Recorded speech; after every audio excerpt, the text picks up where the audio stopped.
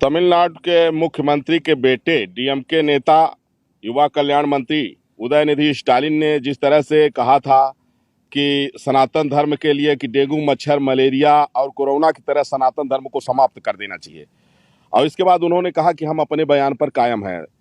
तो अयोध्या से हमने जो है तो 10 करोड़ की राशि घोषित किया था कि जो उनका सर कलम करके ले आएगा मैं उनको 10 करोड़ रुपए पुरस्कार दूंगा।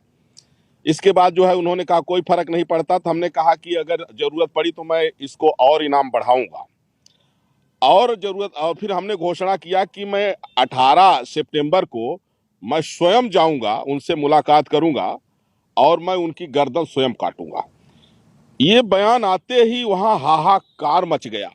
जो व्यक्ति 120 करोड़ जो है भारतीयों की हत्या करने का बयान दे रहा था, जो व्यक्ति सनातन धर्म को समाप्त करने की बात कर रहा था, वो इतना डर गया क्योंकि बाप उसका मुख्यमंत्री अब बेटा समाज कल्याण मंत्री।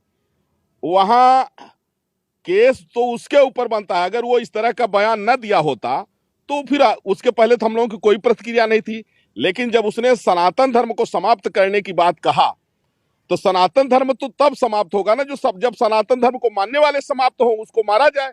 तो सनातन धर्म को मानने वाले 80% भारत में हैं, लगभग 120 करोड़ हैं। 120 करोड़ लोगों की हत्या करने का बयान समाज कल्याण मंत्री उदयनिधि स्टालिन ने दिया। उसके विरोध में मैंने कहा और मैं 18 सितंबर को तमिलनाडु चेन्नई पहुंच रहा हूं उदयनिधि स्टालिन का सर कलम करने के लिए। उसने जो हमारे ऊपर जो है राष्ट्रद्रोह का मुकदमा पंजीकृत कराया। अब राष्ट्रद्रोह का मुकदमा चूंकि उसका बाप मुख्यमंत्री है, वो खुद मंत्री है, अब पुलिस उसकी है। मुझे पता लगा है कि तमिलनाडु के डीजीपी रात भर रोए हैं बैठ करके, वहां की पुलिस रात भर रोई है इस बात को लेकर के, क्योंकि यह गलत हुआ है। राष्ट्रद्रोह का मुकदमा तो उदयनिधि स्टालिन पर बनता है, जिन्होंने 120 करोड़ निर्दोष सनातनियों की हत्या करने का बयान दिया है। अब उनके बयान की प्रतिक्रिया में हमने कहा कि जिससे वो अपना बयान वापस ले लें, तो कहा कि नहीं, हम अपने बयान पर कायम हैं। और जैसे ही हमने कहा कि हम वहां 18 सितंबर को आ रहे हैं, तो एफआईआर क्या करा रहे हैं कि यहाँ भय व्याप्त हो गया है, सब डर रहे हैं, तो बिल में घुस जाओ, ऐसा बयान क्यों दे रहे हो? माने मेरा नाम सुनते ही कि मैं 18 सितंबर को आ रहा हूं, वहां भय व्याप्त हो गया।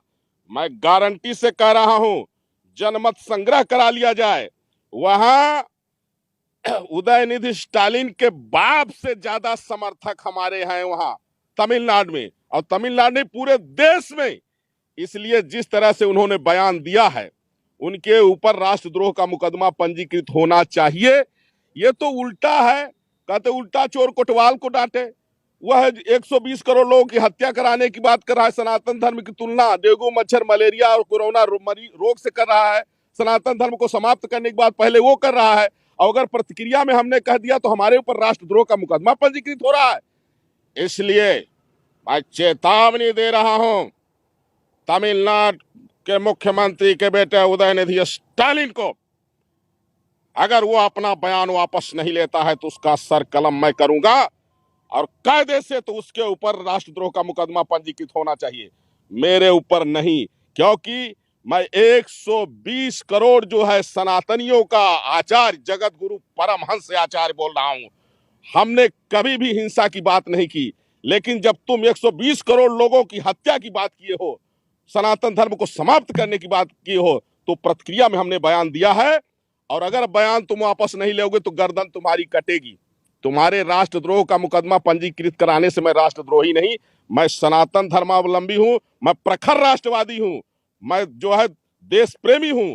राष्ट्रद्रोही तो तेरा बाप है, राष्ट्रद्रोही तो तू है, और तुम्हारी औकात मैं दिखा दूंगा। क्या महाराज जी आपकी तरफ से भी कोई एप्लीकेशन वगैरह दाखिल की जाएगी? हमने भी जो है तो अयोध्या कोतवाली में उसके खिलाफ राष्ट्रद्रोह का मुकदमा पंजीकृत करने के लिए उससे पहले हमने जो है तो तहरीर दिया है, लेकिन उसके खिलाफ नहीं हुआ।